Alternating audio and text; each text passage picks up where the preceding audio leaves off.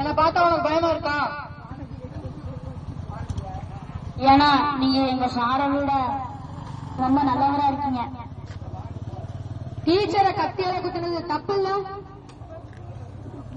நான் டீச்சர் கத்தியால குடிக்கிறான்னு எனக்கு விருப்பம் இல்ல. பின்ன வேற யார குத்தணும்னு நினைச்சேன்?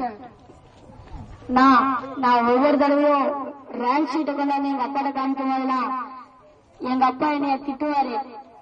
அப்பெல்லாம் எங்க அப்பாவை குத்தணும்னு நினைச்சேன். ஆனா அவர் ஒவ்வொரு தடவையும் எஸ் ஆயிட்டாரு. அடுத்ததா எங்க டியூஷன் சார் நான் மேக்ஸ்ல கம்மி மார்க் வாங்கிட்டேன்னு சொல்லி என்னை அடிச்சாரு. அப்ப நான் அவரை குத்தணும்னு நினைச்சேன். ஆனா அவரையும் எஸ் ஆயிட்டாரு. அதனால்தான் எல்லா கோவத்தையும் எங்க ஹிந்தி மிஸ் மேல காமிச்சிட்டேன். ஃபியூச்சர் நல்லா இருக்கணும் தானே டாடி மம்மி சார் எல்லாருமே படின்னு சொல்றாங்க. அதை என்ன நீ தப்பா புரிஞ்சிட்டு இருக்க? அவங்க என்ன பண்ணாங்க? நான் சயின்ஸ்ல 100 மார்க் வாங்கினேன். அதுக்கு அங்க சயின்ஸ் சார் சொன்னாரு நீ பிரில்லியன்ட் சொன்னாரு. அப்போ நான் மேக்ஸ்ல 50 மார்க் வாங்கினேன். அப்போ எங்க தமிழ் மேக்ஸ் மிஸ் வந்து முட்டாள்னு சொன்னாங்க. அப்புறம் நான் தமிழ்ல 100 மார்க் வாங்கினேன். அதுக்கு எங்க தமிழ் வாத்தியாரு புத்திசாலின்னு சொன்னாரு. அப்ப நான் இங்கிலீஷ்ல 50 மார்க் வாங்கினேன். அதுக்கு எங்க மிஸ் வந்து இடியட்னு சொன்னாங்க. இப்ப ஒரு கிளாஸ்ல 3 மிஸ் வந்து புத்திசாலின்னு சொல்றாங்க, 3 மிஸ் வந்து முட்டாள்னு சொல்றாங்க. இப்ப நான் புத்திசாலியா இல்ல முட்டாளா? அதுக்காக நீ கத்தி எடுத்து குத்திருக்கியா? தப்பு இல்ல. இது தப்புன்னு உனக்கு தெரியல?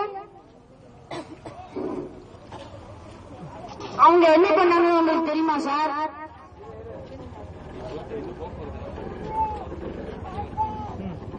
நான் சயின்ஸ்ல 100 மார்க் வாங்க. ஏன்னா சயின்ஸ் எனக்கு ரொம்ப பிடிக்கும். அதேதான் நீங்க 200 மார்க் வாங்கினேன்னு சொன்னாலும் நான் வாங்குவேன். ஆனா எல்லா சப்ஜெக்ட்லயும் 100 மார்க் வாங்க சொன்னா நான் எப்படி வாங்குறது? ஸ்கூல்ல எல்லா கேம்ஸும் நிறைய கேம்ஸ் இருக்கு. ஆனா ஒரு பையன் எல்லா கேம்ஸும் விளையாட முடியாது. என்னால முடியுமா சார்? இப்பதாங்க உன் பிரச்சனை எனக்கு புரியுது. சரி ஆமா, உன் மார்க்ஸ் எப்படி பண்றாங்களே, அதான் நீ ஹெட்மாஸ்டருக்கும் சொல்ல வேண்டியதானே? அவரே ஒரு பிரச்சனை தான் சார். அவரோட பிரச்சனை? எங்க ஸ்கூல் பேக நீங்க தூக்கி பார்த்துக்கீங்களா? நான் தூக்கினது இல்ல, என் பசங்க தூக்கிட்டு போவாங்க, அதை வேணா பாத்துருக்கேன். அது ரொம்ப கஷ்டமா இருக்குமாடா? ஆமா சார், செம்ம வெயிட் சார், முதுகெல்லாம் வலிக்கும் சார். சரி நீ ஹெட்மாஸ்டர் என்ன சொல்லிட்டு இருந்த? சார் நான் ஹெட்மாஸ்டர்கிட்ட இந்த வெயிட் எல்லாம் தூக்குறதுக்காக ஒரு செம்ம ஐடியா சொன்னேன் சார். என்ன ஐடியாடா அது?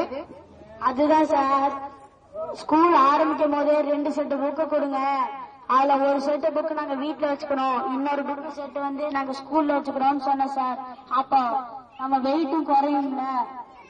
நல்ல ஐடியா இது, ஃபாலோ பண்ண வேண்டியதானே? உங்களுக்கு புரியுது, ஆனா அவருக்கு புரிய மாட்டேங்குது. அட உனக்கு எந்த சாரையும் பிடிக்காதாடா?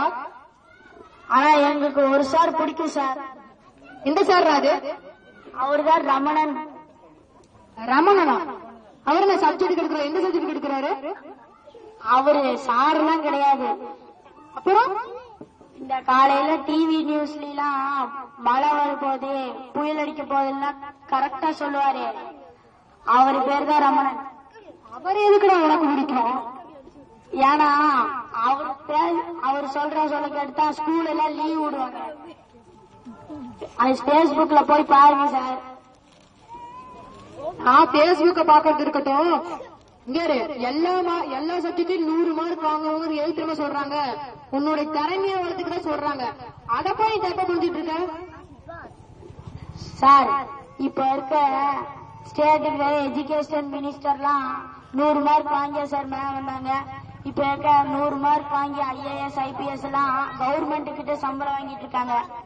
ஆனா இந்த 40 50 ஃபெயில் மார்க் வாங்கினவங்க எல்லாம் இப்ப அரசியல்வாதியாகி அடுத்தவங்களுக்கு சம்பளம் கொடுத்துட்டு இருக்காங்க.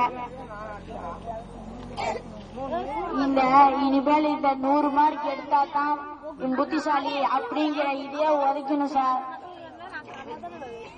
சரி, இவ்வளவாய் பேசுறியே, இந்த எஜுகேஷன் சிஸ்டத்தை மாத்துறதுக்கு நீ என்ன ஐடியா வச்சிருக்க? அதுக்கு தானே சார் எஸ்ஐஓ இருக்கு. வர அக்டோபர் 19 திருச்சியில மாநாடு நடக்குது சார். சபாஸ், நான் கண்டிப்பா வரேன். சரி, நன்றி.